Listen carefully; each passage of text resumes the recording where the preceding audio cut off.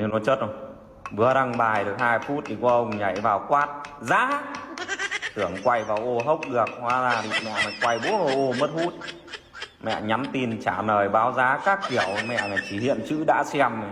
Mẹ chờ lâu sốt ruột nhắn vào hình đại diện của anh, mẹ mày gặp đúng anh được 2 follow, toàn đi follow gái, mẹ mày thế mẹ ác.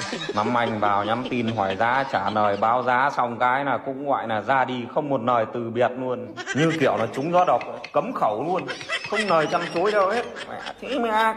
Còn nắm anh báo giá xong thì cứ như là viện hàn lâm khoa học hình sự, đều để anh nghiên cứu với anh xem xét, cháu biết xem xét đến bao giờ.